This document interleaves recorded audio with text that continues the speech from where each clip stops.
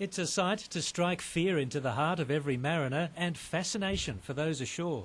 The Panama-registered Pasha bulker was due into Newcastle Harbour next week to load coal. Today she came early, courtesy of a vicious southeast gale. The trouble began for the ship in the early hours of this morning. As the strength of the wind intensified off the coast, most of the coal ships waiting off Newcastle upped anchor and steamed further out to sea. But the Pasha bulker couldn't get away. When these big ships don't have a cargo, they carry water ballast. And what we believe has happened is that this ship has inadvertently let go its water ballast, making it too high in the water for its propeller to work properly, and so it couldn't get out to sea to safer waters. The ship, with its 22 Filipinos aboard, initially struck rocks just north of the Cowrie Hole between Newcastle and Nobby'S beaches. It was jostled by wave after wave, crashing violently over its deck. With a strong southerly component in the wind, the stricken vessel bumped, dragged and scratched its way north along the rock shelf.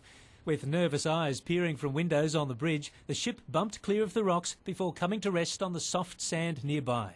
I just watched it just come straight in with waves crashing over the side of it. It was unbelievable. With the flat-bottomed vessel now fast on the sand, only 200 metres from the beach, the decision was taken to evacuate. 2 Westpac rescue helicopters worked in tandem for the operation. First, 2 crewmen were lowered to the deck to prepare the ship's company for the airlift. Then, one by one, in dangerous conditions, the men were lifted off. They battled gale-force winds, lightning and stinging salt spray. Oh, it's horrendous. Like the wind's blowing down. Just trying to stay steady is, hard work, but trying our hardest and doing really well. Were the men happy to see you? Yeah, they were stoked, yes. Yeah. It's good to see them, smiles on the faces, but good to get out of there as well.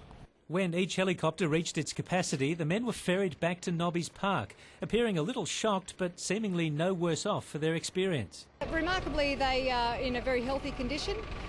They've all been assessed and I don't think anyone will be transported to hospital.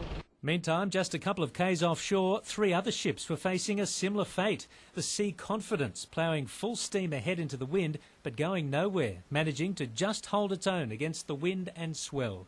At Nobby'S, the production line continued, the rescuers battling the elements and the ship's crew being brought ashore steadily, with the captain the last to set foot on land.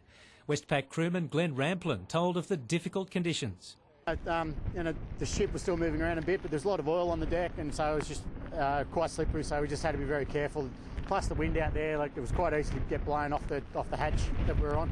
Well, I don't really remember, but the signal ran aground the year I was born, so that's 33 years ago. So yeah, it doesn't happen every day, but yeah, it's be able to tell the grandkids. The ship remains aground tonight. Following a day both Newcastle and the crew of the Pasha bulker will never forget. Paul Lobb, NBN News.